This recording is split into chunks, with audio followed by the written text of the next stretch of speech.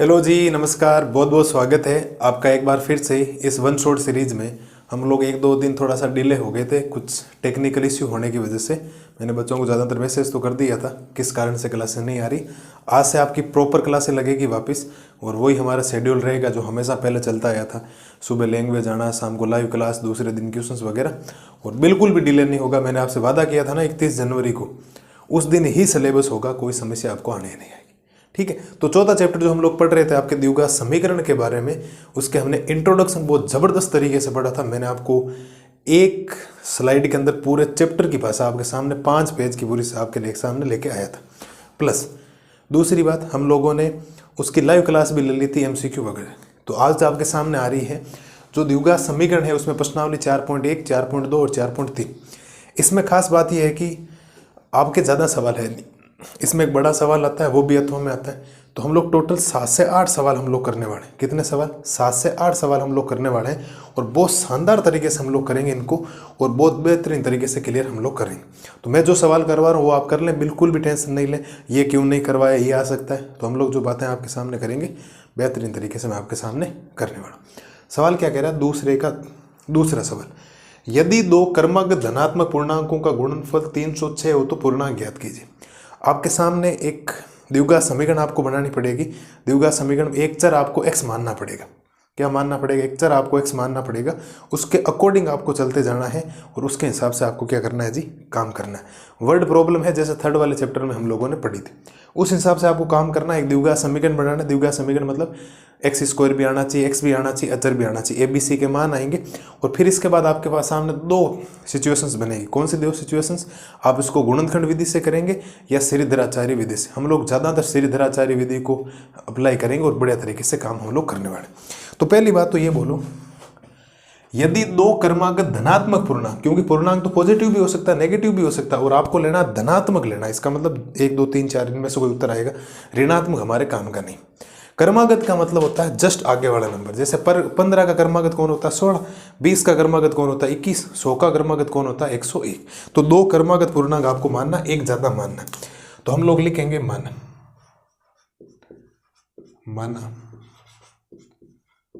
प्रथम क्रमागत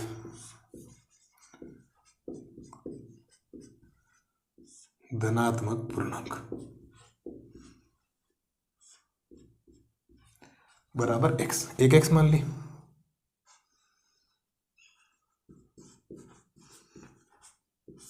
द्वितीय क्रमागत धनात्मक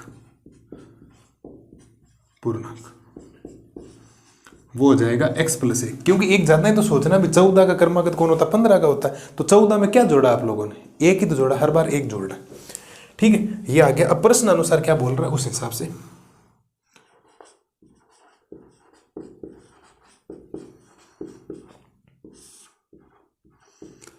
प्रश्न अनुसार कह रहा है कि पहला क्रमागत गुणांक और दूसरा क्रमागत धनात्मक पूर्णांक, उनका जो गुणनफल है वो कितना है? 306। मतलब पहले वाले को और दूसरे वाले का जब गुणा आप करवाओगे, स्पष्ट लिखा है गुणनफल कितना होना चाहिए? 306। और पूर्णांक आपको ज्ञात करना। पूर्णांक तभी आ सकता है जब x का मान आपके पास आ जाए। कोई समस्या नहीं, कर लेते हैं इसको। प्रथम क्रमागत पूर्णांक x गुणा में x + 1 बराबर 306। क्लियर? अब ध्यान दो, x को x से गुणा करोगे तो x², फिर प्लस x को 1 से गुणा करोगे तो x, प्लस का 306 इधर आएगा तो माइनस का 306 बराबर 0। पहली बात तो मैं आपको एक स्पष्ट तौर पर यह बात बता दूं कि अगर आपके सवाल आ जाए 1 नंबर का, बाकी चांसेस कम होते हैं 1 नंबर के आने के, 1 नंबर का आ जाए, केवल द्विघात समीकरण बना के आपको छोड़ना बोल दें। क्या कहते हैं? द्विघात समीकरण बना के छोड़िए, तब तक तो आपको यहाँ तक करना, 1 नंबर आपको मिल जाएगा। लेकिन आपको तो एक देखो द्विघात समीकरण बनी कि नहीं बनी, x² x हो गया, अचर हो गया। इसको आगे हम लोग सॉल्यूशंस करेंगे, और सॉल्यूशंस करने के बाद आपको श्रीधराचार्य सूत्र से काम करना है। लेकिन श्रीधराचार्य सूत्र से काम करने से पहले आपको 3 मानों की खास तौर पर एक द्विघात समीकरण में जरूरत पड़ती है। एक आपको जरूरत पड़ती है a की। a कौन होता है? जो x² का गुणांक होता है। इधर x² का गुणांक कितना है? 1, क्योंकि जहां कुछ नहीं होता उसके गुणा में कितना होता है? 1। फिर हम लोग बात करेंगे बी की। बी होता है एक्स का गुणा, तो एक्स का गुणांक भी कितना है 1। फिर हम लोग बात करेंगे सी की, और सी होता है अचर पद माइनस का 306। मेरे हिसाब से जो भी बातें मैंने आपके सामने रखी है आपको कोई समस्या नहीं आएगी किसी भी प्रकार की। हम लोगों ने एक द्विघात समीकरण से ABC पहचानना सेकेंड चैप्टर में खूब सारी बातों हम लोग सीख चुके हैं, और हम लोगों ने आपके जो लाइव क्लास ली थी उसके अंदर भी मैंने आपको सिखाया था। बाकी इनकी जरूरत पड़ेगी या तो आपको आना चाहिए, ठीक है। आप लिखोगे चूंकि श्रीधर आचार्य सूत्र से, श्रीधर आचार्य सूत्र से, श्रीधर आचार्य सूत्र से क्या कहता है? श्रीधर आचार्य कहता है कि x बराबर माइनस का b plus minus under root of b square minus का 4ac अपॉन में 2। ये सूत्र होता है, इस सूत्र में वैल्यू पुट करनी। x बराबर, देखो माइनस की जगह माइनस, जो जहां पर वैल्यू है उसको वही रखना। माइनस की जगह माइनस, ये है b, तो b का मान कितना है 1। फिर plus minus under root of b की जगह कितना है 1, तो 1 का स्क्वायर माइनस 4 गुणा ए का मान कितना है 1, ये लो सर, गुणा सी का मान कितना है माइनस का 306 बटा में हो जाएगा 2 गुणा ए का मान कितना 1। पहली बात तो प्रत्येक बच्चे को ये समझ में आना चाहिए कि आपको सूत्र के अंदर वैल्यू कैसे पुट करनी। श्रीधर आचार्य सूत्र याद होना चाहिए, x बराबर माइनस का b plus minus under root of b square minus 4ac upon 2 है। उसमें सारी वैल्यू हम लोगों ने पुट कर दी। अब केवल और केवल कैलकुलेशन है। मैं आपको वादे के साथ कह रहा हूँ, गारंटी के साथ, जिस बच्चे ने इस बॉक्स तक काम कर लिया, उस सवाल की भाषा समझकर, उस सवाल के वर्ड प्रॉब्लम को समझकर, शब्दों को समझकर उसने गुणा भाग कर लिया, द्विघात समीकरण बना दिया, ABC का मान आ जाए, बाकी काम श्रीधर आचार्य कर देगा गुणा भाग से। अभी देखो कैसे। यहां से साहब आपके पास आएगा x बराबर minus 1 plus minus under root of 1 का स्क्वायर कितना होता है 1। अब थोड़ा ध्यान देना, ये माइनस और ये माइनस, ये माइनस और ये माइनस गुणा होने पर क्या बन जाएगा प्लस, बना। 4 को 1 से गुणा करोगे 4, और 4 को इससे गुणा करोगे तो ये 3024 आ जाएगा। 3024 का है 1224, 1000 से थोड़ी करवा रहा हूं, क्या बढ़ जाएगा प्लस का 1224 और बटा में क्या बन जाएगा 2। अब गुणा करवा के दे दिया। आप एक बार सोचो 300 है तो 4 को 300 से गुणा कर 1200 होता है, फिर 6 का 4 से गुणा 24 होता है, 1224 हो गया। अब आपके पास बन जाएगा x बराबर माइनस का 1 plus minus under root of ये 1225 बटा में ये कितना हो जाएगा 2। यहां से x बराबर माइनस का 1 प्लस माइनस ये किसका होता है, ये 35 का वर्गमूल होता है, बटा में 2। मैं आपको एक बात बताता हूँ, वर्गमूल तो आपको याद होने चाहिए, पहले चैप्टर में सिखाता हूँ मैं। कोई बच्चा सोचे कि सर यहाँ गुणनखंड विधि क्यों लगाए, तो गुणनखंड विधि बहुत लंबी पड़ जाएगी। गुणा करने पर माइनस का 306, जोड़ने पर 14x, आप कर सकते हो, मना मैं नहीं करूँगा, लेकिन वो मेथड बहुत ज़्यादा हार्ड हो जाएगा। इस बात को मैं पहले कह रहा हूँ, श्रीधर आचार्य सूत्र बेस्ट है, उससे ही आपको करना है। ये हम लोगों ने किया। इसके बाद क्या करना, सवाल को 2 भागों में बांटना, क्योंकि यहाँ प्लस का माइनस का चिन्ह है ना, तो इसको आपको 2 भागों में बांटना पड़ेगा। इधर हम लोग लिखेंगे धनात्मक चिन्ह,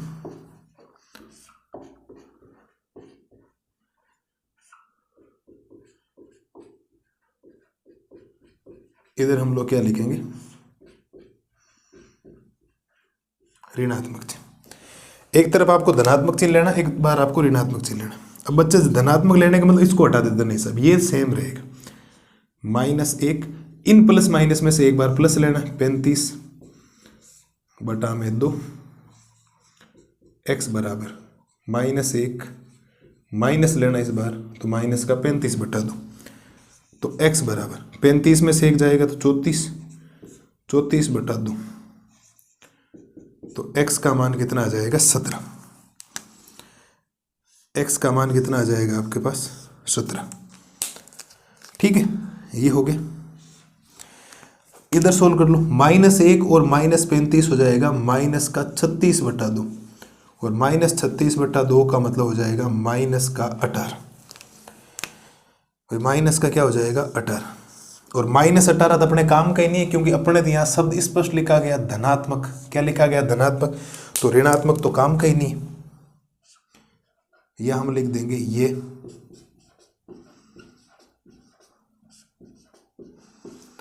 ये संभव नहीं है। अगर ये संभव नहीं है तो x का मान 17 है और x का मान अगर 17 है तो पहला क्रमागत पूर्णांक 17 आ जाएगा और दूसरा क्या आ जाएगा ये। ठीक है, तो मैं लाइन लिख देता हूं, आप लिखोगे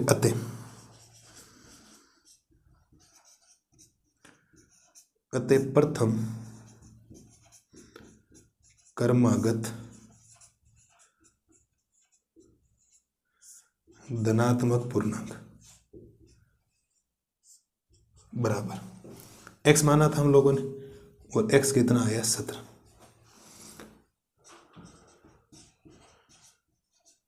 द्वितीय क्रमागत धनात्मक पूर्णांक बराबर x + 1 बराबर, तो x का मान कितना 17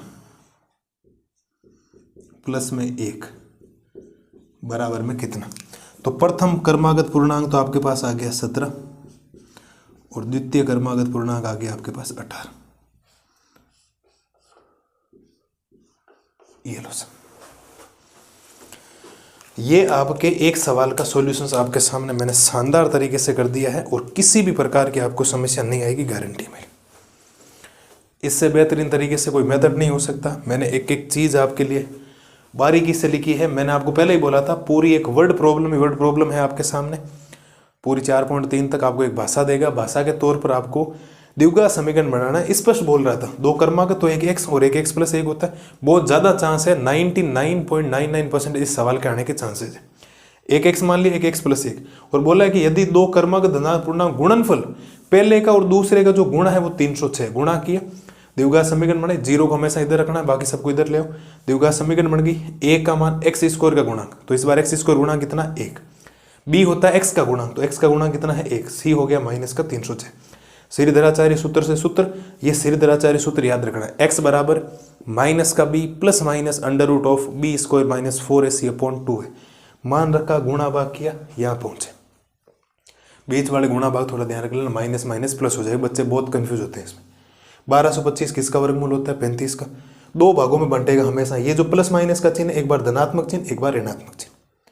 धनात्मक लिया तो 17 आया, ऋणात्मक लेना -18 और ये संभव नहीं है। क्यों? क्योंकि हमारे पास धनात्मक पूर्णांक लेना है, -18 ऋणात्मक पूर्णांक है तो पॉसिबल नहीं होगा, तो -18 आ गया। तो पहला अगर क्रमागत पूर्णांक 17 है तो दूसरा 18 हो जाएगा, क्योंकि 17 का क्रमागत कौन होता है 18, 13 का कौन होता है 14, 20 का कौन होता है 21। जस्ट आगे वाला नंबर आपको लेना है और मैंने आपको एकदम बेहतरीन तरीके से बता दी। 4 नंबर का सवाल आएगा फाइनल, इस बार ध्यान रखना।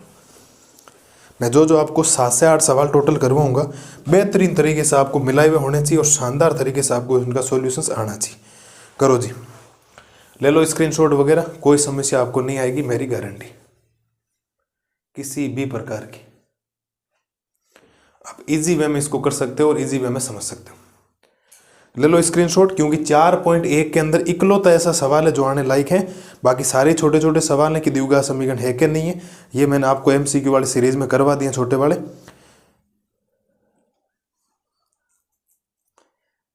ठीक है, अब हम लोग 4.2 में चलेंगे और 4.2 में टोटल आपके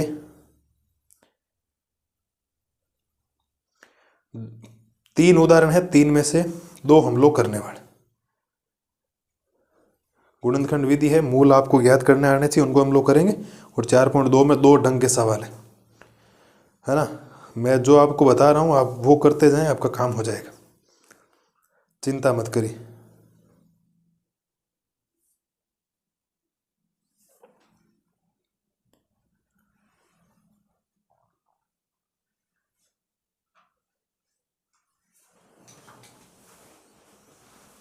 ठीक है, तो उम्मीद है आपको जो मैंने 4.1 का इकलौता एक सवाल करवाया जिसके अंदर आपसे पूछे जा सकते हैं श्रीधराचार्य सूत्र तो 4.3 में होती है, लेकिन पहले आपको समझना पड़ेगा। लैंग्वेज मैंने आपको अच्छी तरीके से बता दी है, श्रीधराचार्य बता दिया कैसे क्वेश्चंस बनेगा और कैसे नहीं बनेगा। तो बढ़िया तरीके से ये करो।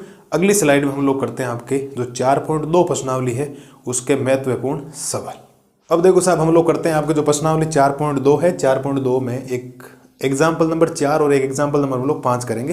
कारण है कि आपको द्विघात समीकरण के मूल ज्ञात करने, जैसे हम लोगों ने दूसरे चैप्टर में 2.2 के अंदर एक द्विघात बहुपद दे रखे उसके शून्य ज्ञात की वैसे गुणा करने पर ये आना चाहिए, जोड़ने पर। बढ़ने में 2 नंबर का है, लेकिन कोई पता नहीं है कि कोई 4 नंबर के सवाल में 2 भाग आपको दे दे तो कर सकता हो, ऐसा कुछ भी कर सकता है। एग्जामिनर है साहब, आपसे 2 कदम आगे चलेगा। इसके मूल ज्ञात करने मतलब x के 2 मान ज्ञात करने। 6x² माइनस का x माइनस का 2 बराबर 0। अब ज़्यादातर बच्चे कंफ्यूज रहते हैं कि सर हमें कब पता लगेगा इसमें गुणनखंड विधि लगानी या श्रीधराचार्य लगाए, क्योंकि पूर्ण वर्ग विधि तो सिलेबस में नहीं। तो मैं आपको कुछ बातें बता दूं स्पष्ट तौर पर। अगर सवाल में दे रखा है कि इसके मूल ज्ञात करो, जैसे वो अभी शब्द वाले आए थे वर्ड प्रॉब्लम, उसमें तो आपको श्रीधराचार्य लगाओ, आप किसी को लगाओ, क्योंकि वहाँ विधि का कोई मेंशन नहीं होता। यहाँ पर भी कोई विधि का मेंशन नहीं। लेकिन अगर आप लोग तीसरा एग्जाम्पल देखोगे ढंग से इसका ही, तो उसमें लिखा है गुणनखंड विधि से। तो अगर सवाल में लिख रखा है गुणनखंड विधि से मूल ज्ञात करो, तो फिर गुणनखंड विधि से करना, चेंज नहीं करना है, ध्यान रखना। अगर बोल दिया गया श्रीधराचार्य विधि से मूल ज्ञात करो, तो श्रीधराचार्य सूत्र से ज्ञात करना है। और अगर बोल दिया ऐसे द्विघात समीकरण के मूल ज्ञात करो, फिर आप किसी से भी करो, कोई फर्क नहीं पड़ेगा, क्योंकि आंसर में कभी फर्क आता भी नहीं। जब छोटे नंबर्स होते हैं तो हम लोग गुणनखंड विधि अपनाते हैं, और सबको पता है गुणनखंड विधि में क्या करना होता है। सबसे पहले वाला number as it is 6x² और माइनस का 2 एज इट इज बराबर 0। ये जो आपको -x नजर आ रहा है ना, सब खेल इसका ही होता है। इसको 2 भागों में बांटना कैसे है, आपको थोड़ा सा रब वर्क करना पड़ेगा। साइड में रब वर्क करना पड़ेगा। पहले और लास्ट वाले नंबर को आपको गुणा करवाना। पहले वाले नंबर और लास्ट वाले नंबर को गुणा करवाएंगे तो 6x² माइनस का 2, तो गुणा करवाने पर आ जाएगा माइनस का 12x²। और ये जो माइनस का x है ना, इसके मुझे कितने टुकड़े सोचने हैं? 2। मुझे 2 ऐसे नंबर सोचने हैं जिनका गुणा कितना आ जाए -12। x मैं बाद में सोच लूंगा। मुझे 2 ऐसे नंबर सोचने हैं जिनको गुणा करने पर -12 आ जाए और जोड़ने पर -1 आ जाए। तो आपको सर बहुत ईजी है, मैं कहूँगा कैसे कि आप माइनस का 4x और प्लस का 3x ले लूँगा। बिल्कुल ये नंबर आपको सोचने पड़ेंगे, और ये नंबर तभी पता लगेंगे जब आप बार बार क्या करेंगे, इनकी प्रैक्टिस करेंगे। दूसरा कोई ऑप्शन नहीं है। मैं आपके अंतरात्मा में उतार नहीं सकता किसी नंबर को। आप प्रैक्टिस करते जाएंगे, आपको समझ में आ जाएगा क्या करना है। तो यहाँ पर हम लोग लिख देंगे माइनस का 4x फिर प्लस का 3x। अब गुणा करके देख लो, सारी चीज़ें बन गई। एक जोड़ा ये बन गया, एक जोड़ा ये बन गया। देखो इधर भी x है, इधर भी x है, तो x तो कॉमन आ ही रहा। इधर भी 2 का भाग जा रहा, इधर भी 2 का भाग जा रहा, 2 भी कॉमन आ रहा। तो 2 का भाग 6 में कितनी बार गया? 3 बार। x² में से x कॉमन लिया, पीछे बना x, फिर माइनस 2 का भाग 4 में कितनी बार गया? 2 बार, और x कॉमन ले लिया वैसे। और गुणनखंड विधि कहती है जैसा यहाँ है वैसे की वैसी शकल यहाँ पर भी दिखनी चाहिए। तो 3x - 2 बराबर 0। यहाँ चिन्ह किसका है? प्लस का, तो इधर भी किसका आएगा? प्लस का। कुछ भी कॉमन नहीं है तो यहाँ पर 1 कॉमन है। क्यों कॉमन नहीं है? 3 इधर है, 3 इधर नहीं है, तो 3 कॉमन नहीं। 2 इधर है, 2 इधर नहीं है, तो 2 भी कॉमन नहीं। x इधर है लेकिन x इधर नहीं है, तो x भी कॉमन नहीं। ये हो गया। ये वापिस कॉमन ले लो, तो 3x - 2, तो पीछे यहाँ क्या बचा आपके पास? 2x प्लस का 1 बराबर 0। यहाँ के बाद आप सवाल को बांट दो 2 भागों में। कितने भागों में? 2 भागों में। दोनों को 0 के बराबर कर दो। 3x - 2 बराबर 0 और 2x प्लस 1 बराबर 0। 3x माइनस का 2 उधर जाएगा प्लस का, तो x बराबर 2/3। x का मान कितना आ गया? 2/3। और यहाँ से आ जाएगा 2x बराबर प्लस का 1 उधर जाएगा माइनस का 1, x बराबर -1/2।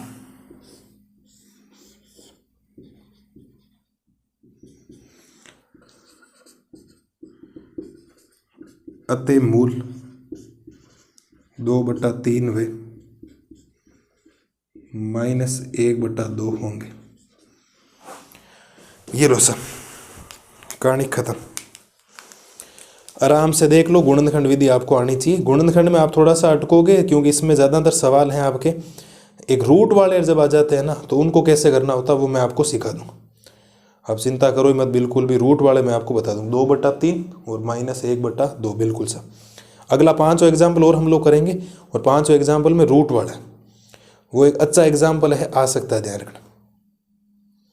ठीक है, तो वो हम लोग कर लेते हैं। फिर आपके जो 4.2 है उसके अच्छे अच्छे 2 क्वेश्चंस हो रहे उनको करेंगे। फिर 4.3 ज़्यादा कोई लंबा चौड़ा लेक्चर नहीं होगा, 1-1.5 घंटे में ख़त्म कर दें। आप समझ लो साहब, इसमें ज़्यादा बताने की ज़रूरत नहीं थी। मैंने बेसिक सवाल जानबूझ कर लिया ताकि मैं एग्जाम्पल नंबर 5 बताऊँ तो कोई समस्या आई नहीं, आपको कोई दिक्कत आपको आई नहीं किसी भी प्रकार की। कर लो साहब फटाफट।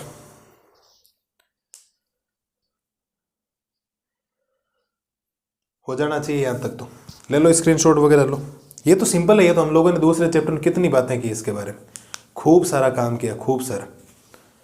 ठीक है, तो उम्मीद है आपको जो 4.2 प्रश्नावली है उसका एग्जाम्पल नंबर 4 एग्जैक्ट आपको समझ में आ गया होगा, किस मेथड से करना है किससे नहीं करना है। तो बढ़िया तरीके से ये करो। अगली स्लाइड में हम लोग करते हैं एग्जाम्पल नंबर 5 का सॉल्यूशन। अब देखो हम लोग 4.2 का उदाहरण नंबर करते हैं 5। उदाहरण नंबर 5 में बोला गया द्विघात समीकरण 3x² - 2 रूट 6x + 2 = 0 के मूल्य ज्ञात कीजिए। बच्चों के जब थोड़ा सा रूट आता है ना, बच्चे परेशान हो जाते हैं। अब आप चाहो तो इसको द्विघात समीकरण उससे कर सकते हो, सिरदराचार्य से, लेकिन मैं गुणनखंड विधि से बताऊंगा, वो अच्छा रहेगा आपके लिए। बताता हूँ कैसे, ध्यान देना थोड़ा सा इधर। ज़्यादा लफड़ा टेंशन नहीं है, आप ये मत सोचना रूट आ गया तो क्या हो जाएगा। प्रोसेस जो आपने फॉलो किया है ना गुणनखंड विधि वाला, उसको करते जाओ, काम हो जाएगा आपका। तो सवाल आपके पास बढ़ गया 3x² - 2 रूट 6x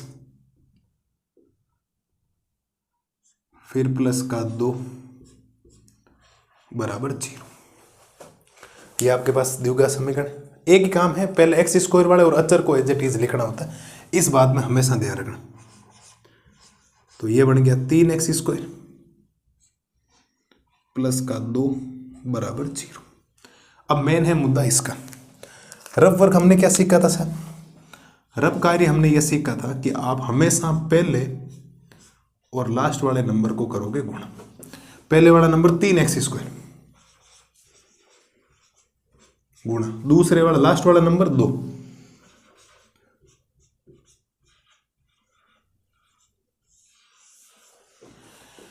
हमें ये जो -2 रूट 6x दिख रहा है ना, इसके कितने भाग करने जी? 2 भाग। कितने भाग करने? 2। मुझे इसको 2 भागों में ऐसे बांटना है, जब मैं इनको वापस प्लस या माइनस करूं ना तो 2 रूट 6x हो जाए, और जब गुणा करूं तो 6x² हो जाए। मुझे -2 रूट 6x को 2 भागों में से बांटना है कि जब मैं इनको प्लस माइनस करूं तो वापस -2 रूट 6x आ जाए, और जब मैं इनको गुणा करूं तो 6x² आ जाए। सोचो, रूट का जब भी नंबर होता है उसमें रूट लेना ही लेना होता है। तो आप ये कह सकते हो sir -6 root x -6 root x। देख लो, -6 root x -6 root x -2 root 6x बन गया। माइनस को माइनस से गुणा करवाओगे प्लस हो गया, रूट 6 को रूट 6 से गुणा करवाओगे 6 हो गया, x को x से गुणा करवाओगे 6x² हो गया। दोनों काम हो गए। करते हैं इसको, कोई दिक्कत नहीं। तो इसको हम लोग बांटेंगे तो ये बन जाएगा -6 रूट x -6 रूट x। ऐसा बनाने के बाद में आप लोग ये आपके पास आ गया।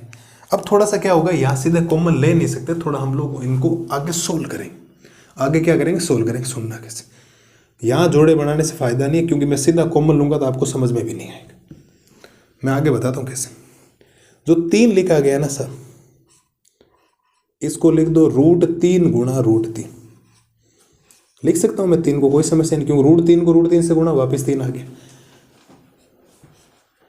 जो 6 लिखा है ना, इसको 2 गुणा 3 लिख दो, फिर x माइनस का, इसको भी लिख दो 2 गुणा 3 x, और 2 को आप लोग लिख दो √2 गुणा में √2 = 0।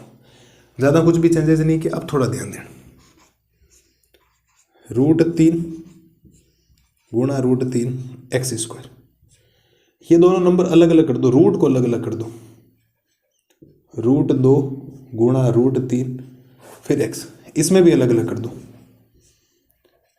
√2 गुणा √3 एक्स फिर प्लस का √2 गुणा √2 बराबर 0। थोड़ा सा हमने सोल्व किया ताकि अब हम लोग जब कॉमन लेंगे ना, कॉमन का मतलब मैं दो जोड़े कौन कौन से बनाने वाला हूँ, इन नंबर का साथ में बनेगा और इन नंबर का साथ में बनेगा, ताकि यहाँ से इजी वे में आप लोग कॉमन ले सको। यहाँ से हम लोग इजी वे में कॉमन ले लेंगे। कॉमन क्या आएगा देखो, √3 इधर भी है, √3 इधर भी है, एक्स इधर भी है, एक्स इधर भी है, तो कॉमन आएगा आपके पास √3x। देखो √3 कॉमन आ गया तो एक √3 तो बचेगा, बिल्कुल बच गया सर। एक्स स्क्वायर में से x कॉमन आ गया तो एक x तो बचेगा, फिर माइनस का √3x पूरा ही कॉमन ले, लेकिन √2 तो बचेगा। ये लो साहब √2 बच गया। जैसा यहाँ है वैसा का वैसा यहाँ पर भी आना चाहिए। तो √3x माइनस का √2 बराबर 0। यहाँ चिन्ह किसका है, माइनस का, इधर भी किसका, माइनस का। अब देखो x इधर है, x इधर नहीं, तो x तो कॉमन नहीं आएगा। √3 इधर है, √3 इधर नहीं, तो √3 कॉमन नहीं आएगा। हाँ ये जरूर है कि √2 यहाँ है, √2 यहाँ, तो √2 कॉमन ले लो। तो आप लोगों ने यहाँ से लिया √2 कॉमन बाहर। वापिस देखो, इस माइनस से इधर वाला अलग, इससे ही अलग, ये और ये चीज वापिस कॉमन लो, तो ये बनेगा आपके पास √3x माइनस का √2। ये यहां से कॉमन लेती, पीछे ये बचा √3x, वापिस बच गया √3 बराबर 0। कितने भागों में बांटो, 2 भागों में। इसको 2 भागों में हम लोग जैसे ही बांटेंगे इसको, तो यहां से आपको रिजल्ट मिलेगा √3x माइनस का √2 बराबर 0। √3x माइनस का √2 बराबर 0। इसको उधर भेजो। √3x बराबर में कितना हो जाएगा, √2, तो x बराबर √2 बटा √3। मैं इस x को और भी लिखूंगा एक तरीके से, लेकिन अभी के लिए आप इसको यही छोड़ो। सेम ये भी सेम ही है, एज इट इज फोटोकॉपी आई। इसका मतलब मूल वास्तविक और बराबर है, दोनों सेम ही था आगे।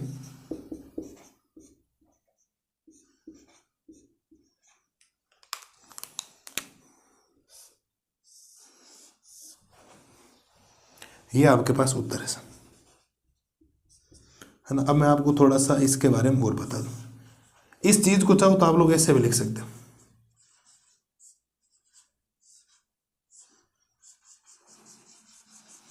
बाकी लिखने की जरूरत नहीं है, आप अपने हिसाब से काम कर सकते हो।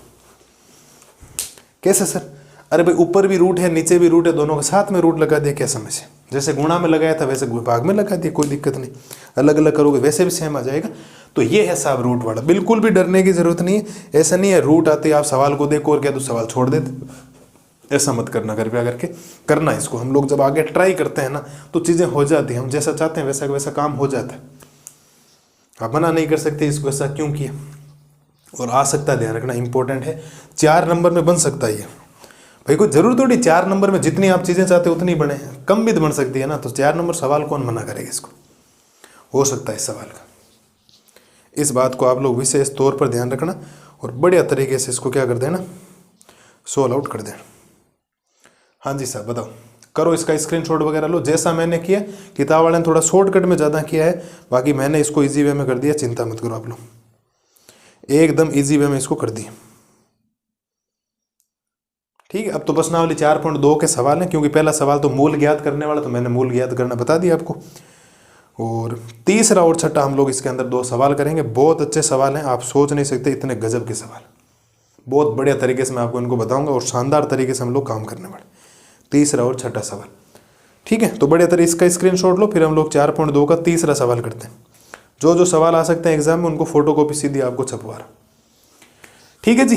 तो उम्मीद है हमने जो 4.2 के अंदर उदाहरण नंबर 4 और उदाहरण नंबर 5, उदाहरण नंबर 4 एकदम सिंपल सा गुणनखंड था जो हम लोगों ने वहां पढ़ा था, लेकिन जब बच्चों के रूट वाला आता है ना, ज्यादातर मेरे क्लास में ऑफलाइन में भी डाउट आते हैं बच्चों के, सर ये कैसे करें, तो इसका सोल्यूशन ऐसे करना है, डरना बिल्कुल भी नहीं।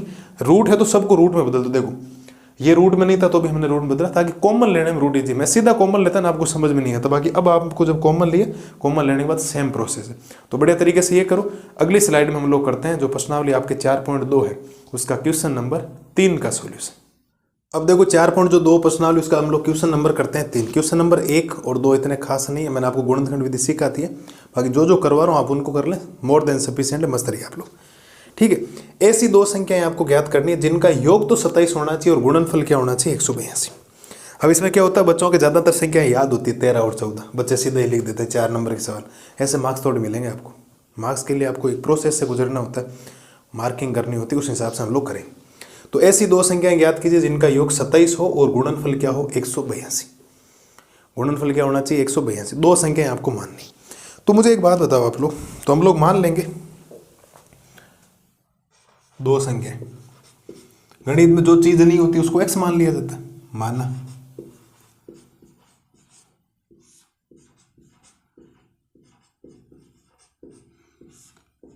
पहली संख्या बराबर एक्स। मैं एक चीज लिखता हूं आपके सामने, दूसरी संख्या,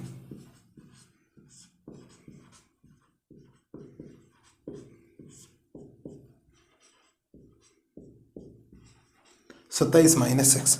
बिल्कुल भी ताज्जुब में मत पड़ना, क्योंकि आपके सामने स्पष्ट तौर पर मैं आपको संख्याएं बताने वाला हूं, चिंता मत करो। इसने स्पष्ट लिखा है कि पहली और दूसरी संख्या को जोड़ने पर कितना आना चाहिए 27। इस बात से सारे सहमत हो, क्योंकि बोला ऐसी दो संख्याएं ज्ञात जिनका योग 27 है। तो पहली आपने क्या मान ली थी x, और दूसरी आपको पता नहीं है तो दूसरी मान लेते हैं बराबर 27। तो दूसरी संख्या आपके पास आ जाएगी 27 प्लस का x उधर जाएगा माइनस का x। ये लो सर, क्योंकि एक चीज सोचो ना, आप अगर दो भाई बहन हो, उसमें से आपको मम्मी ने 100 रुपए दिए आप दोनों को, और बोल दिया कि भाई को 70 रुपए लेना, तो बहन के हिस्से में कितने हैं 30 ही था ना, 70, 100 में से 70 आपने घटा दी पहले वाले के साथ, वैसे पहले वाली संख्या को दूसरी वाली संख्या बड़ी वाली में से घटा दी, काम हो गया। अब प्रश्न अनुसार क्या बोला गया उसके हिसाब से काम करते हैं। आप लिखोगे प्रश्न अनुसार,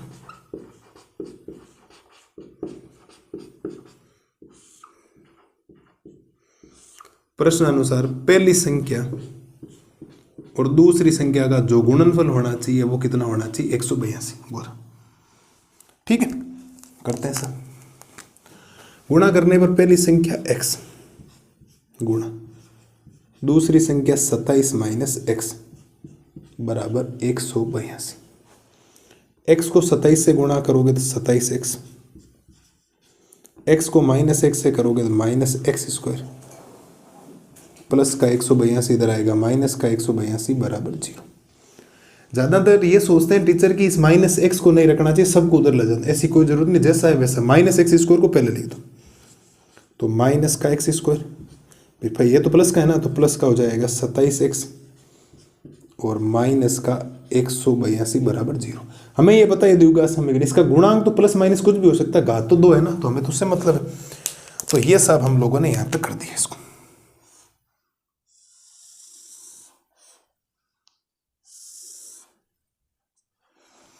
यहां तक हम लोगों ने द्विघात समीकरण बना दिया, क्योंकि मेन खेल यहीं तक है, फिर श्रीधराचार्य सूत्र का काम करना गुणा भाग आपके सामने, क्योंकि x का मान आती पहली संख्या आ जाएगी फिर दूसरी संख्या आ जाएगी, कोई समस्या ही नहीं। ठीक है, तो यहां से हमें भी 3 मान निकालने पड़े। पहला मान 1, a होता है जो x स्क्वायर का गुणांक है, तो यहां इस बार माइनस का 1, क्या है माइनस का 1। ठीक है सर, b क्या होता है x का गुणांक, तो x का गुणांक कितना है 27, और c क्या होता है साहब अचर, अचर हो गया माइनस का 182। ओके जी, ये आपके पास यहां तक आ गया। अब श्रीधराचार्य सूत्र लगाना, आप लोग लिखोगे चूंकि श्रीधराचार्य सूत्र से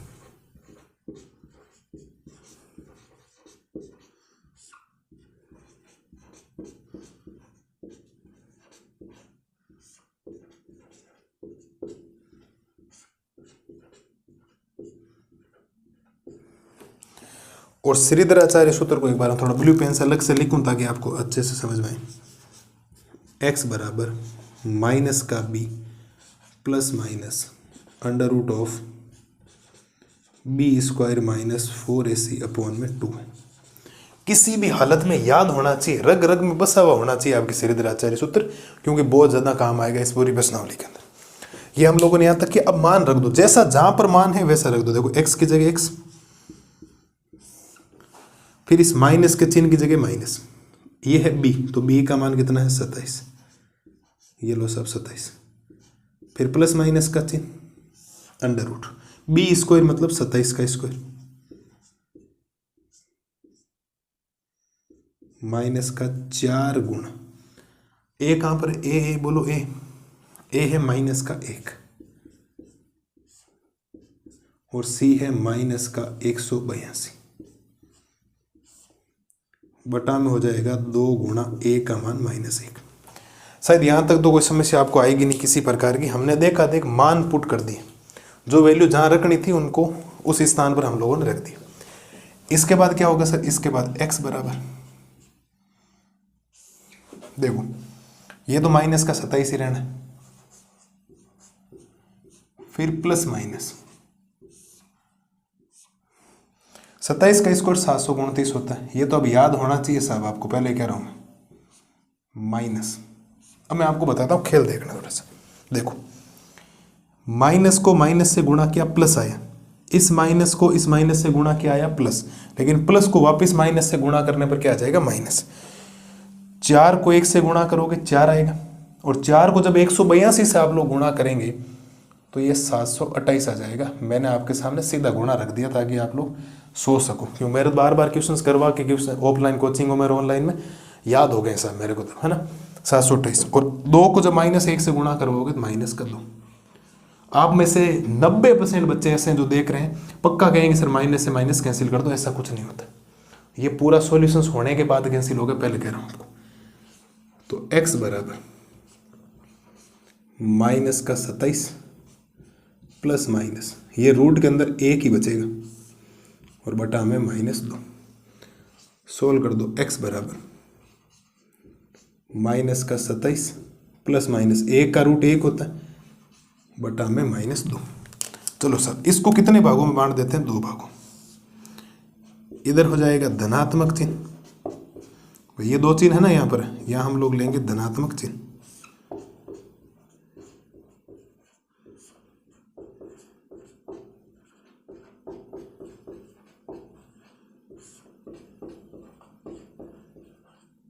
इधर हम लोग लेंगे ऋणात्मक चिन्ह। x बराबर -27 प्लस 1 बटा में -2 और x बराबर -27 माइनस 1 बटा में -2। x बराबर ये माइनस का 26 बटा -2 आएगा, बिल्कुल माइनस माइनस प्लस, x का मान कितना आ गया 13। x का मान कितना आ गया 13। यहां से और कर लो, ये आ गया माइनस का 28 बटा माइनस का 2, माइनस माइनस प्लस, x का मान कितना आ गया 14। अब ये दोनों संख्याएं होगी, देख लो ऐसी 2 संख्याएं ज्ञात करनी थी जिनका योग कितना होना चाहिए था 27। तो 13 और 14 का योग क्या हो रहा है 27 हो रहा है। तो आप लिखेंगे अतः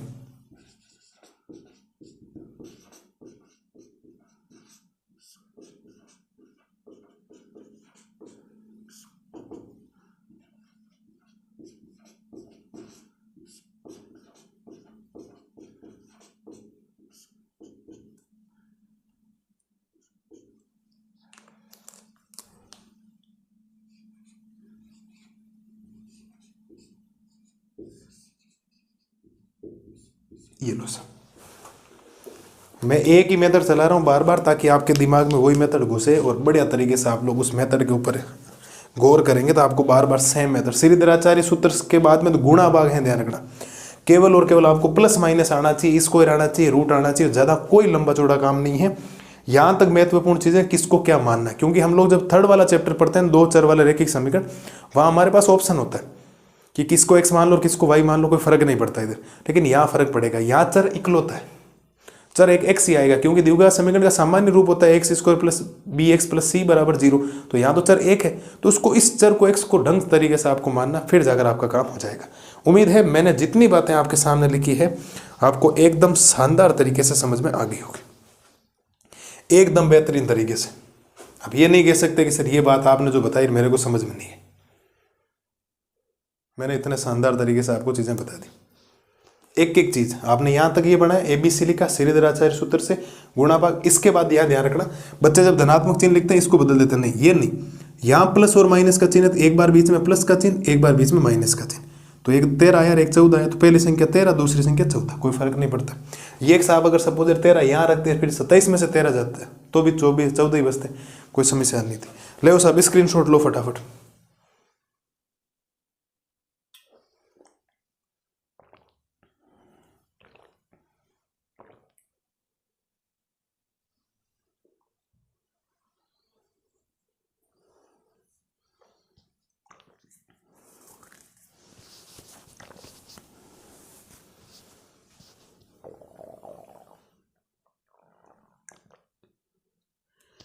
ले लो साहब स्क्रीनशॉट वगैरह लो फटाफट। फिर इसका छठा सवाल और करते हैं।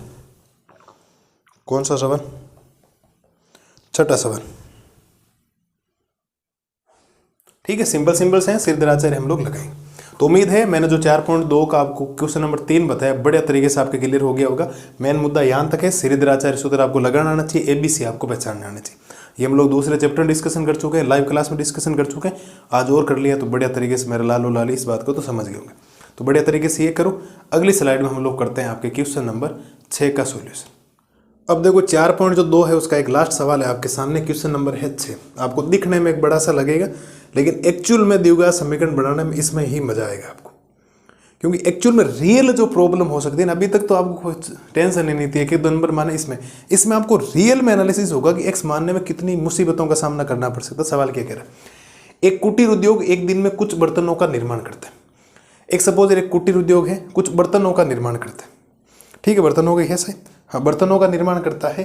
एक विशेष दिन ये देखा गया है कि बर्तन निर्माण करेंगे या खिलौने बनाएंगे, कुछ भी बनाएंगे, उसकी लागत तो होगी ना।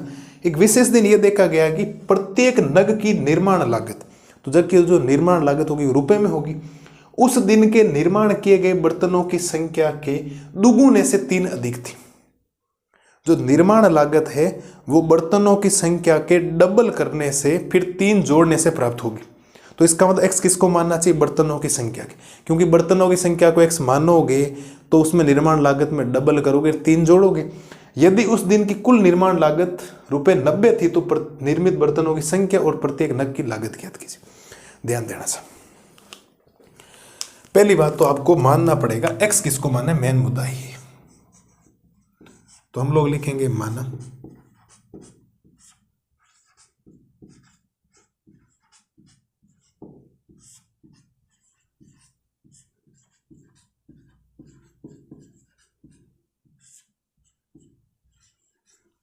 बर्तनों की संख्या तो x होगी। क्यों होगी बर्तनों की संख्या, क्यों माने? देखो जो निर्माण लागत है उस दिन के निर्माण किए गए बर्तनों की संख्या के दुगुने से 3 अधिक थी, तो बर्तनों की संख्या x आएगी तो उसका दुगुना करोगे और 3 जोड़ोगे आप लोग। बिल्कुल सर, ये हो गया।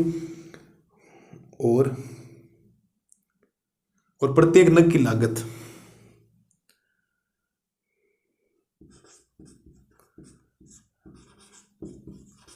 तथा प्रत्येक नग की लागत, नग की जो लागत है वो 2x प्लस का 3 रुपए, क्योंकि लागत हमेशा रुपए में आती है। x का मान आ गया तो बर्तनों की संख्या भी आ जाएगी, लागत भी आ जाएगी। समझना, प्रत्येक नग की लागत 2x प्लस 3 क्यों हुई? वो कह रहा है प्रत्येक नग की जो निर्माण लागत है उस दिन के निर्माण किए गए बर्तनों की संख्या के दुगुने से, तो बर्तनों की संख्या x है, उसका दुगुना मतलब 2x से 3 अधिक थी। 3 अधिक का मतलब +3, कम का मतलब -3। ये आपके सामने आ गया। और प्रश्न अनुसार बात आपको बोलेगी, बिल्कुल बोलेगी। आप लिखोगे प्रश्न अनुसार।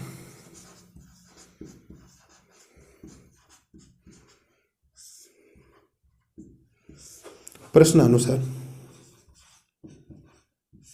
कुल निर्माण लागत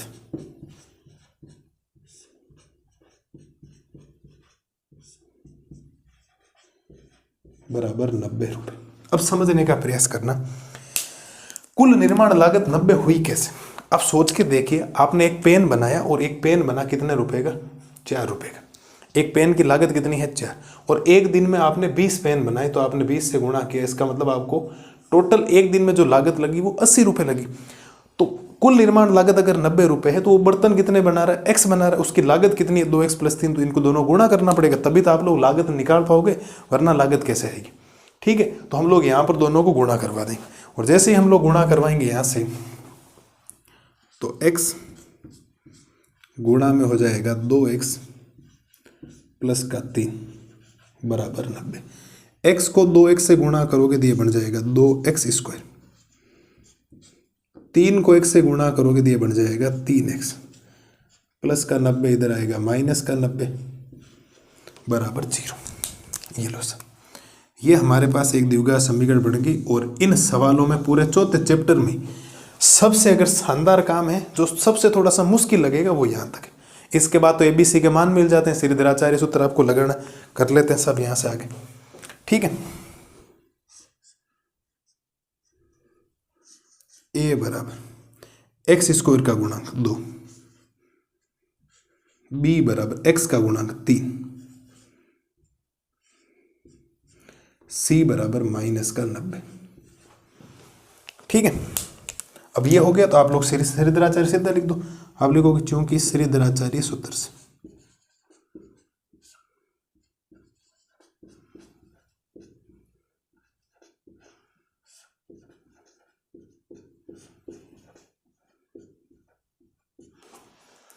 और श्रीधराचार्य सूत्र आपको यह कहता है x बराबर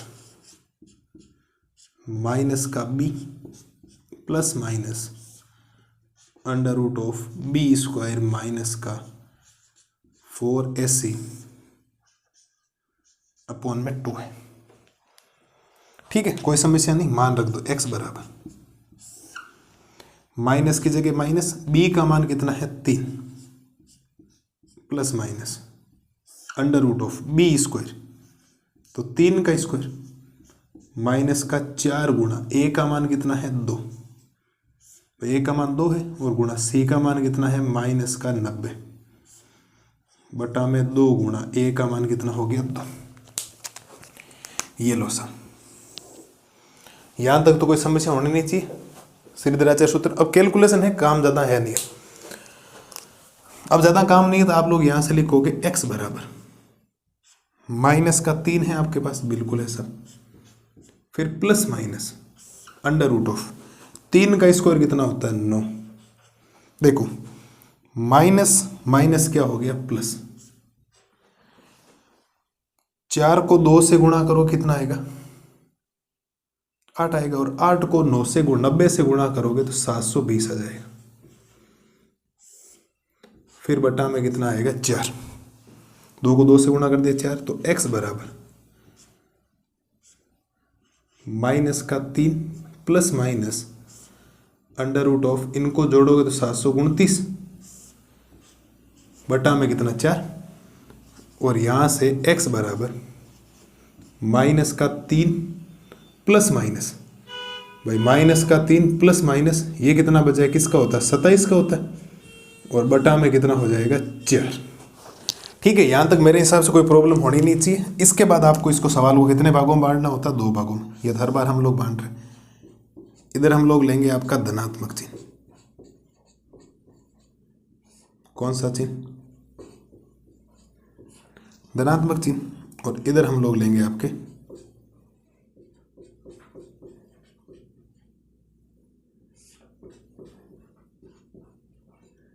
ऋणात्मक चिन्ह। चलो सब लेते हैं। x बराबर माइनस का 3 फिर प्लस का 27/4,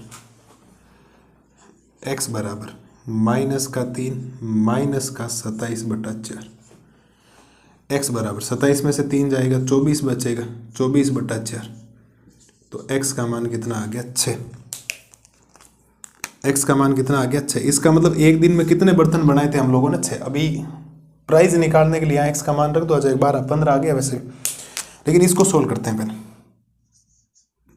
एक्स बराबर -30/4। एक्स बराबर क्या आ गया -30/4। आगे सोल्व करने की जरूरत नहीं है क्योंकि ये तो संभव ही नहीं है। -30/4 कोई बर्तनों की संख्या माइनस में थोड़ी हो सकती, तो आप लिख दोगे ये संभव नहीं।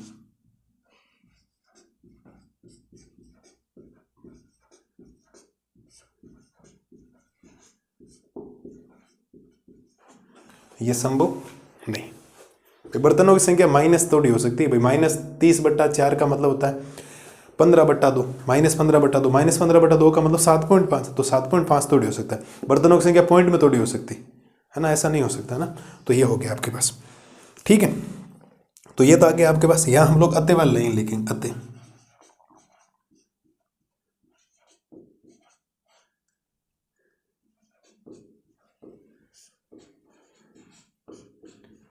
अते बर्तनों की संख्या बराबर एक्स मानी थी हम लोगों ने, और प्रत्येक बर्तन की लागत, नग लिख दो या बर्तन लिख दो, एक ही बात है।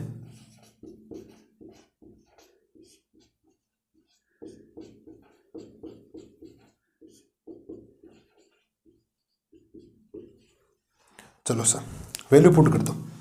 तो x का मान तो 6, इसका मतलब बर्तनों की संख्या तो 6 होगी, लेकिन ये हो जाएगा 2 गुणा x की जगह 6 प्लस का 3। सॉल्यूशंस करेंगे तो 12 + 3 15 रुपये। कितने रुपए? इसका मतलब एक दिन में बर्तन बनाए हम लोगों ने 6, और प्रत्येक बर्तन की लागत कितनी लगी थी हमें 15। और आप देख लो, एक दिन में 6 बर्तन बनाए और 15 लागत लगी। 15 को 6 से गुणा करते हो तो 90 ही आता है, और लागत आपको 90 दी गई थी। लागत आपको कितनी दे रखी थी? 90 दे रखी थी। ये हम लोगों ने काम कर दिया। मैंने थोड़ा आगे किया, आप 14 से नीचे कर लेना क्योंकि जगह नहीं दिखेगा नहीं फिर आपको, इसीलिए मैंने साइड में कर दिया। तो प्रत्येक नग की या बर्तन की जो लागत है वो 15 रुपये है, और बर्तनों की संख्या हमने कितने बर्तन बनाए एक दिन में? 6 बर्तन बनाए थे। ये लो साहब आपके सामने 4.2 का पूरा सवाल एकदम शानदार तरीके से तैयार है। बढ़िया तरीके से आप लोग कर सकते हो। ज़्यादा 4.3 में सवाल ज़्यादा है नहीं, एक एक नंबर के ज़्यादा बनते हैं, बट तो भी मैं आपको बताता हूँ क्या है क्या नहीं।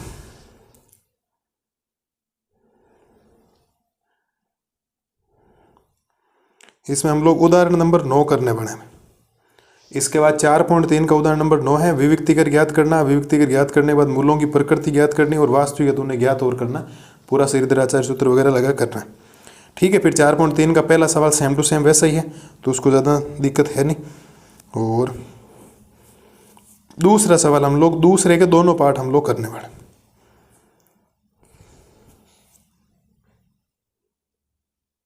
ठीक है। तो 4.2 में, अब 4.3 में 2 सवाल बचे हुए, एक तो नम्मा उदाहरण, एक दूसरा सवाल। इसके अलावा कोई ज़्यादा आपसे पूछने लायक है नहीं, तो कोई समस्या आपको आएगी नहीं किसी भी प्रकार की। ले लो सब, फटाफट लो स्क्रीनशॉट, फिर बढ़ते हैं आगे। ले लो स्क्रीनशॉट, फिर हम लोग बढ़ते हैं आगे। कोई दिक्कत आपको नहीं आएगी किसी भी प्रकार की,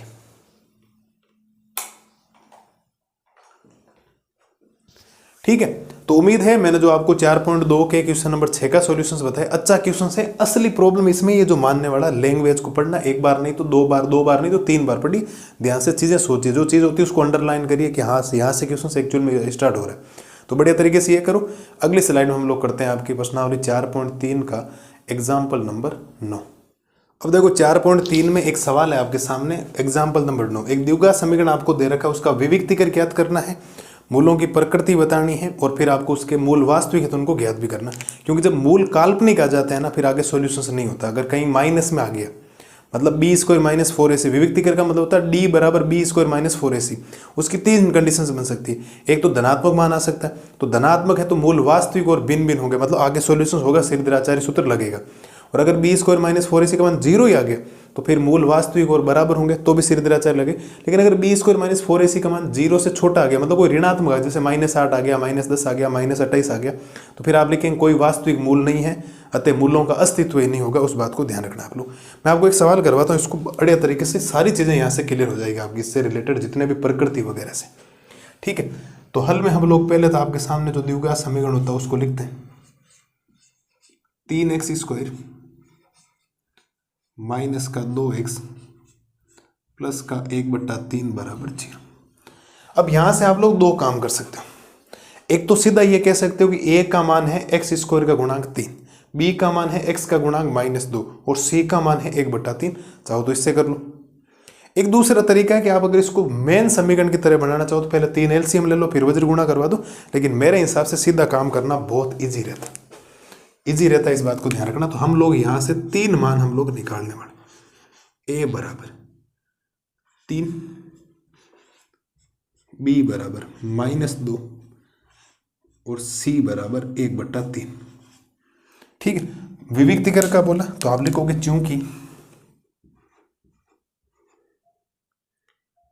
चूंकि द्विघात समीकरण का विविक्तिकर,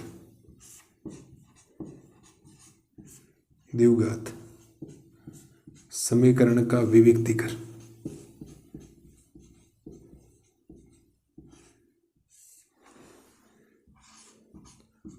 d बराबर हो गया है b² माइनस का 4ac। ये निकलेगा, पहले ध्यान रखना। तो देखो d बराबर b की जगह कितना है 3, सॉरी -2, तो -2 का स्क्वायर, फिर माइनस का 4, माइनस की जगह माइनस, 4 की जगह 4, फिर a, तो a का मान 3, b c का मान कितना 1/3। d बराबर माइनस का स्क्वायर प्लस 2 का स्क्वायर कितना 4, 3 से 3 कैंसिल, 4 को 1 से गुणा किया 4, तो एक्चुअल में d का मान आ गया 0। और जब जब d का मान 0 आता है तो मूलों का अस्तित्व होता है, धनात्मक आता है तो भी मूलों का अस्तित्व होता है। लेकिन जब ऋणात्मक आ जाए तब मूलों का अस्तित्व नहीं होता। आप सीधे लिखते हैं मूलों का अस्तित्व नहीं है, कोई वास्तविक मूल है ही नहीं वहां पर। तो यहां पर हम लोग लाइन क्या लिखेंगे,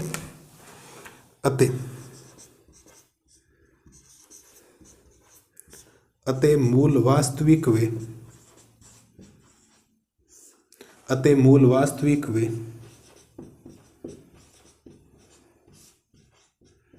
बराबर होंगे। ये लो सब, मूल वास्तविक भी होंगे और बराबर भी आएंगे। मतलब x के जो दोनों मान आएंगे ना, एग्जैक्ट सेम शकल होगी, कोई माइनस प्लस का भी हेरफदल नहीं होगा, सेम टू सेम। 0 आने पर मूल वास्तविक वे बराबर होंगे। अगर धनात्मक मान आ जाता 0 से बड़ा 1 2 3 4 डॉट डॉट कोई भी संख्या, तो मूल वास्तविक और भिन्न भिन्न होते, मतलब x के दोनों अलग अलग मान आते। और अगर ऋणात्मक आ जाता -1 -2 -3 डॉट डॉट -8 कोई भी ऐसी वैल्यू आ जाती, तो हम लिखते अतः मूल वास्तविक नहीं है, अर्थात मूलों का अस्तित्व ही नहीं। अस्तित्व तभी हो सकता है जब धनात्मक मान आए d का या 0 आ जाए, तभी श्रीधराचार्य सूत्र लगता है, अन्यथा श्रीधराचार्य सूत्र नहीं लग सकता। ठीक है, ये आपके पास आ गया। आप लिखोगे मूलों की प्रकृति पूछी थी, मूल वास्तविक है, ध्यान रखो। देखो पहले बोला था विविक्ति करके याद करो, मैंने सीधा शॉर्ट कर लिखा, फिर मूलों की प्रकृति थी, मूलों की मूल वास्तविक और क्या है बराबर होंगे। आप लिखोगे अतः श्रीधराचार्य सूत्र से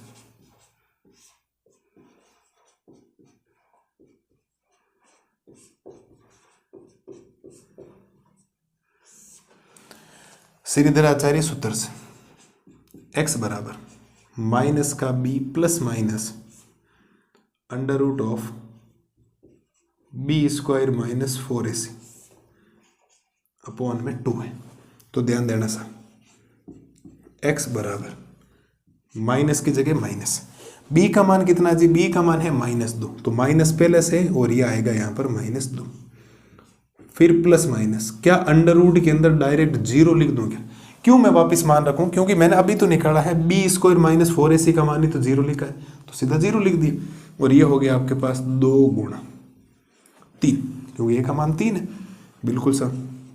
तो x बराबर माइनस माइनस तो हो गया प्लस का 2, प्लस माइनस 0 का √0 बटा में कितना हो गया 6।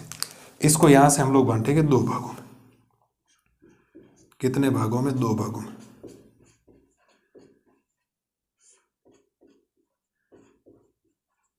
धनात्मक चिन्ह,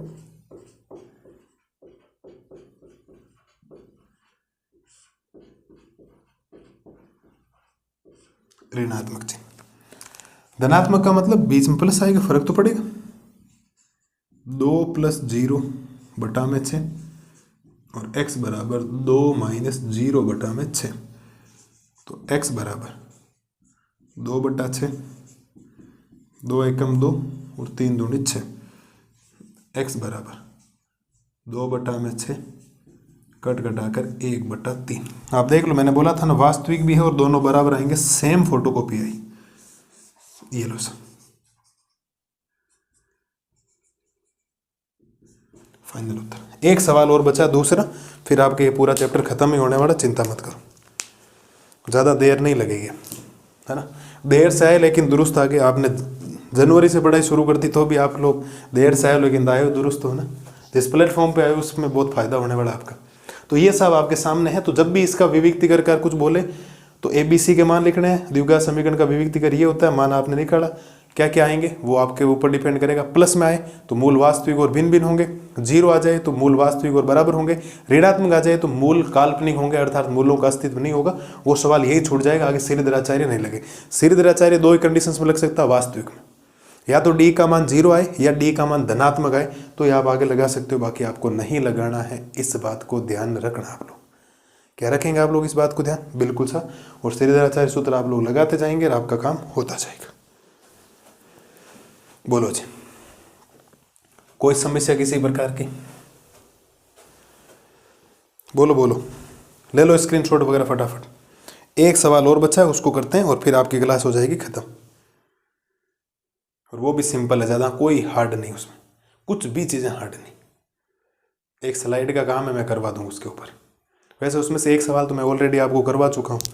कहाँ पर? ABCD में वैसे भी करवा चुका हूँ, तो वहाँ करवाया था मैंने आपको के मान वाले। ले सब स्क्रीनशॉट वगैरह लो। वास्तविक है तो श्रीधराचार्य सूत्र लगेगा, काल्पनिक में श्रीधराचार्य सूत्र आगे नहीं लगता, इस बात को ध्यान रखना आप लोग। करो करो करो करो, फटाफट करो, ठीक है। तो उम्मीद है मैंने जो एग्जाम्पल नंबर 9 आपको समझाया है वो बढ़िया तरीके से आपके समझ में आ गया होगा। अब हम लोग आपके जो द्विघात समीकरण है उसके लास्ट सवाल की तरफ चलते हैं। प्रश्नावली 4.3 का क्वेश्चन नंबर 2। अब देखो साहब, हम लोग करते हैं आपके आज जो चौथा चैप्टर है उसका लास्ट फाइनल सवाल। इससे बाहर कुछ भी नहीं जाने वाला है। सवाल कह रहा है, प्रत्येक द्विघात समीकरण में k का ऐसा मान ज्ञात कीजिए उसके 2 बराबर मूल। 2 बराबर मूल का मतलब b² - 4ac बराबर 0। ये कंडीशंस आपको दे रखी है। b² - 4ac का मान कितना आना चाहिए आपके पास? 0 आना चाहिए सर, ठीक है। तो बढ़िया तरीके से इस क्वेश्चन को करते हैं और शानदार तरीके से आपको समझाता हूँ। 2 बराबर मूल, एक तो द्विघात समीकरण पहले आपको दे रखा है, फिर दूसरे की हम लोग बात कर लेंगे। पहले बड़े कर लेते हैं। पहले वाले में पहली चीज तो आप ये बताओ, आपके पास द्विघात समीकरण है तो मैं a का मान सीधा सीधा लिख सकता हूँ x² का गुणांक कितना है? 2। फिर b बराबर है x का गुणांक कितना? k। और c बराबर कितना है? 3। अब आप लिखोगे चूंकि प्रश्नानुसार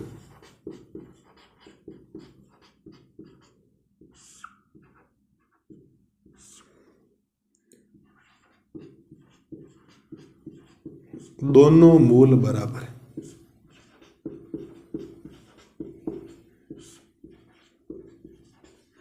दोनों मूल क्या है? बराबर है। और दोनों मूल बराबर होने का मतलब हो गया है कि b² - 4ac बराबर 0। ये कंडीशंस होती है जो आपको ध्यान रखना।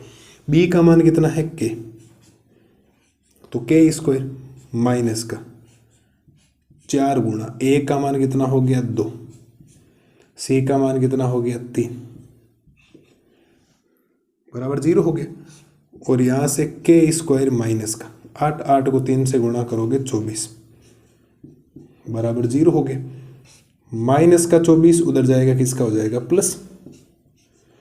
यहां से स्क्वायर हटेगा तो इधर क्या लगेगा? रूट लगेगा, और रूट लगते हो जाएगा +-24। थोड़ा आगे सोल्व करते हैं इसको, तो ये बनेगा k बराबर +-24 को मैं क्या लिख दूं?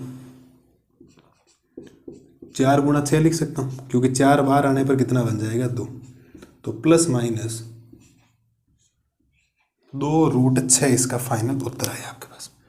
k के 2 मान है, प्लस का 2√6 और माइनस का 2√6। ये लो सब k के 2 मान है, केवल और केवल गुणा भाग आपको करना था, हम लोगों ने इसको कर दिया। लेकिन अगले सवाल को देखोगे तो इस सवाल को पूरा सही करना पड़ेगा पहले, क्योंकि द्विघात समीकरण है ही नहीं, क्योंकि x² दिखाई नहीं दे रहा। तो पहले अंदर गुणा करो इसको।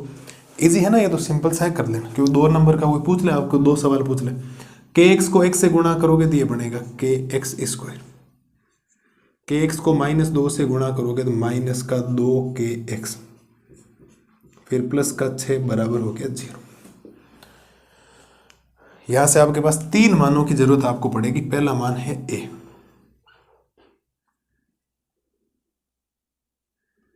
किसकी जरूरत पड़ेगी? ए की।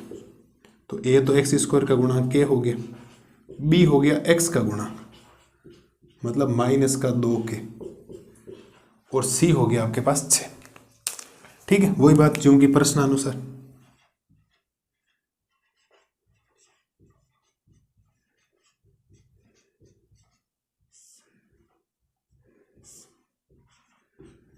प्रश्नानुसार दोनों मूल बराबर है, और जब भी दोनों मूल बराबर होते हैं तो एक कंडीशन सीधी सिंपल सी है कि बी स्क्वायर -4ac बराबर कितना आता है? 0। तो b का मान कितना हो गया? -2k का स्क्वायर, जो मान है वो रखना ध्यान रखना, माइनस का 4 गुणा a का मान हो गया k और ये हो गया 6 बराबर 0। तो ये तो हो जाएगा 4k स्क्वायर। ठीक है, माइनस का क्या हो जाएगा? 24 के बराबर 0। थोड़ा सिंपल करना चाहो तो 4 कॉमन ले लो इसमें से। ठीक है, और 4k ही कॉमन ले लो, कोई समस्या नहीं। तो पीछे बचेगा k -6 बराबर 0। 2 भागों में बंटेगा साहब। कितने भागों में बंटेगा? 2 भागों में। एक तो 4k बराबर 0 और एक आपके बन जाएगा, सही तो जा रहे हैं ना हम लोग, देख लेना एक बार। सही, k -6 बराबर 0। तो k का मान 0 कर दूं, क्योंकि 0/4 का मतलब क्या हो जाएगा? 0। और इधर k का मान कितना आ जाएगा? 6।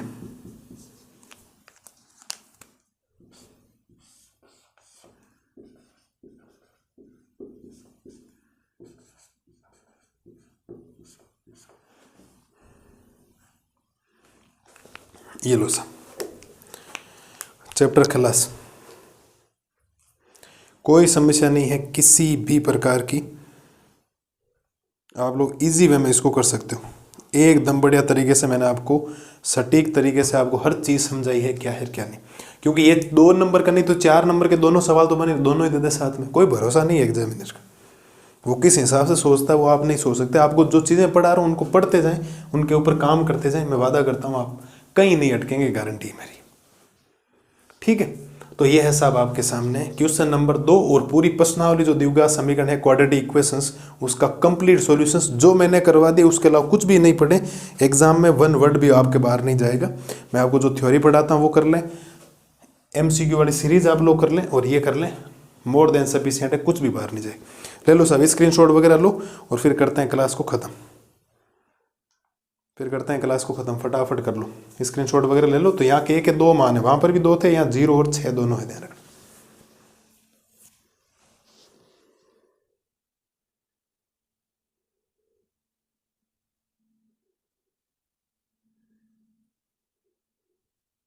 और बाकी यहाँ पर 0 संभव भी नहीं है, क्योंकि k का मान 0 यहाँ रखने पर ये खुद 0 बना देगा इसको। तो x स्क्वायर प्रतिद्विघात समीकरण होगी नहीं, प्रतिद्विघात समीकरण है, इसका मतलब ये संभव नहीं है। k का मान केवल और केवल क्या होगा? 6 होगा। इस बात को ध्यान रखना आप लोग। ठीक है, मैं लिख देता हूँ, ये संभव नहीं है। थोड़ा सा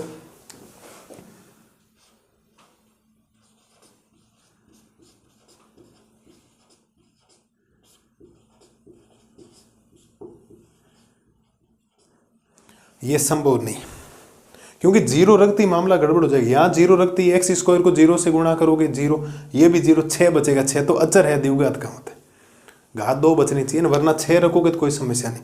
करो फटाफट इसको, ले लो स्क्रीनशॉट वगैरह। लास्ट बार टाइम दे रहा हूँ आपको मैं। ठीक है जी, तो उम्मीद है मैंने जो आपके सामने द्विघात समीकरण का 1 शॉट आपके सामने तैयार किया, आपको बहुत लाजवाब तरीके से समझ में आया होगा, पसंद भी आया होगा। तो मस्त रहिए, स्वस्थ रहिए और बढ़िया तरीके से रिविजन करते रहिए। हम मिलेंगे आपके कल, आज वार क्या वीडियो जब आ रहा है, तो आज है सैटरडे, तो संडे को तो संडे वार्ता होगी। मंडे से थोड़ा सा एक, मैं कह रहा हूँ टेक्नीशियन की चीज़ की वजह से थोड़ा सा इश्यू आ गया था, उसकी वजह से एक चैप्टर कम हुआ इस वीक में। कोई समस्या नहीं, सोमवार से वापस हम लोग 5वां चैप्टर शुरू करेंगे, एपी समांतर श्रेणी। तो बढ़िया तरीके से रिविजन करते रहिए, मस्त रहिए, स्वस्थ रहिए। आपका भाई मिलेगा आपसे मंडे को वापस, और संडे को संडे वार्ता है। तब तक थैंक यू, राम राम।